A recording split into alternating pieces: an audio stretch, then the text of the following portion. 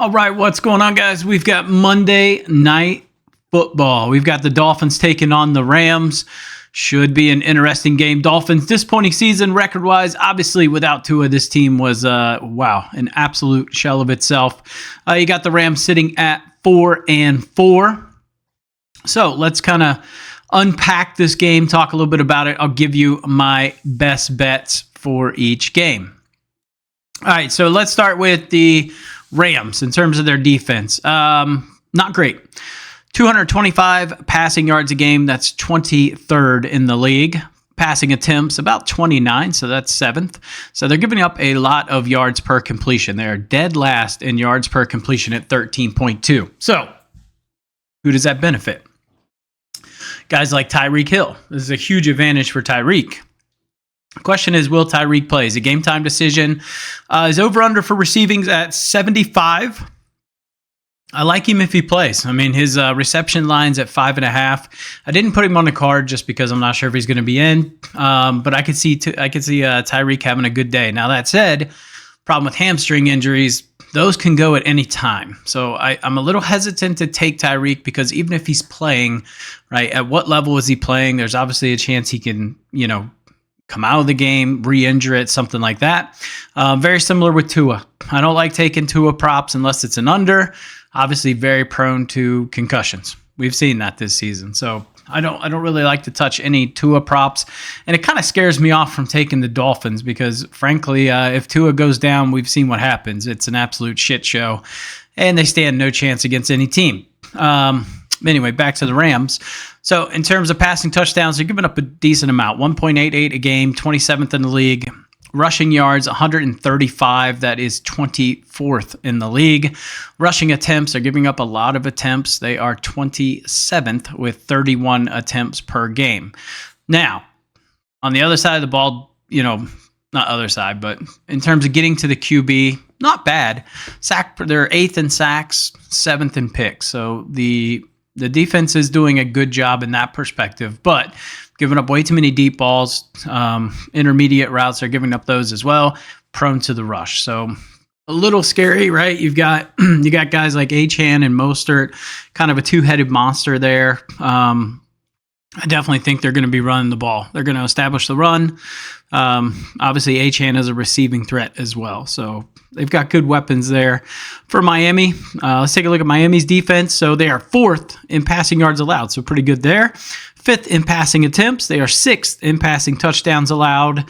In terms of rushing yards, middle of the pack, about 120 a game. Same with attempts, 27. They are giving up a lot of rushing touchdowns, 1.25 rushing touchdowns a game. Good for Kyren Williams, who did not get in the end zone last week. So you can take him.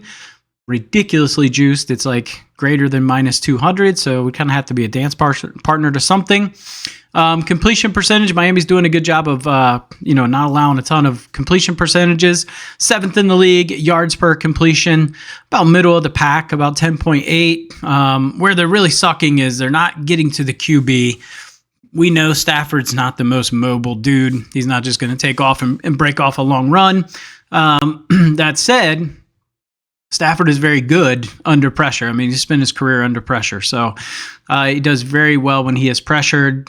We'll see if Miami's bringing it tonight. But 31st in the league in terms of getting to the quarterback, and then 30th in terms of their sack percentage. So 4.2% of plays end up in a sack. Not great. That is nearly half of LA, who is 8.3%. And then in terms of picks, not great either. They're not getting a lot of interceptions. So really tough game to handicap, I'll be honest. My gut says Miami. That's just initially where I lean. As you can see, heavy action on the Rams here. Rams to cover, and the over is heavily favored. It's kind of between 48.5, 49.5. It's kind of going up and down. I think if Tyreek gets confirmed, we'll see this number go up. It'll be in the 50s. This is a day for me. I kind of just want to stay in the prop market, man. This is it's tricky. Prime time, you typically go under. That said, it's two teams where I can really see them just throwing a ton of points up too. So soft lean towards the over, and man, picking a winner. I have it. I handicapped it 24-28 Rams. That said, sometimes it's got to pass the eyeball test too. It feels a little off. So I'll go with the prediction of 24-28 Rams. I don't think I'll bet it. If anything, I'm betting the over, and that's it. So let's talk about props that I like today. Very interesting prop market today. Achane under 46.5 receiving yards. If we look at primetime games, and this is him and Tua, they're quite under this in primetime games. He's only gone over this in 1 of 6 games in primetime. He had 69 yards versus the Bills on September 12th.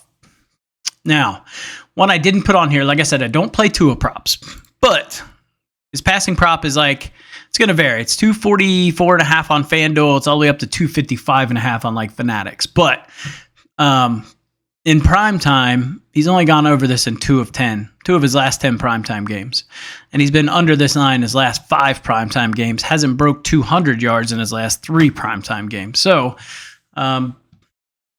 maybe a lean towards that, but you got to figure everything's baked in, right? Just assume the betting sports books are smarter than you, because they are. So the fact that it's still this high, given his struggles in prime time, just kind of really aids more towards my thought that Dolphins got a chance here.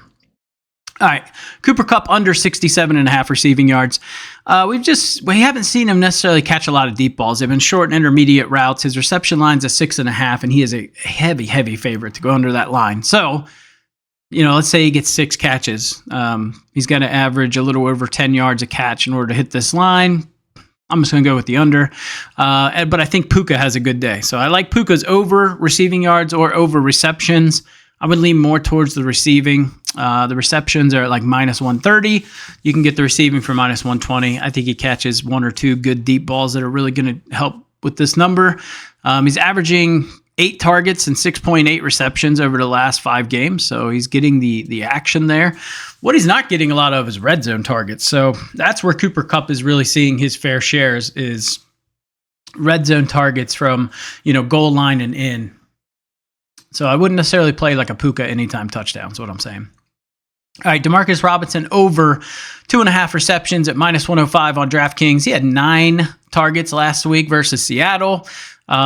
He's had 2 touchdowns in the last 2 games, so I like him there. He's plus 300 anytime touchdown on BetMGM, plus 230 on DraftKings. All right, Kyren Williams over 20.5 rushing attempts. He's only over in 5 of his last 10, but he's over this line in 5 of his last 6 games. So they have been heavily utilizing him. They heavily utilize him against Las Vegas, which is just a team you don't run on a ton because they're very good against the run. Couple teams like that, Miami is definitely susceptible to the run. So I think they are going to give him a heavy dose of Kyren Williams to try to open up the passing game. And then last play on the card today, Jason Sanders, Miami Dolphins over 1.5 field goals, minus 129 on Caesars. Heavily juiced on other books like minus 160, minus 170. He is over this in 4 of his last 5 games. Now, in terms of parlays, let's do the old 10. If we can get 10 likes on the video, I will pin some parlays into the comments. I will tell you maybe a good dance partner that I was looking at is Raheem Mostert under 1.5 receptions. A little juice at minus 170, minus 180. But he hasn't hit this, and he's only hit this in 1 of his last 10. He's under this in his last 6 or 7 games. So that could be a parlay dance partner. But give the video a thumbs up, guys. If you haven't subscribed to the channel, catch you in the next video.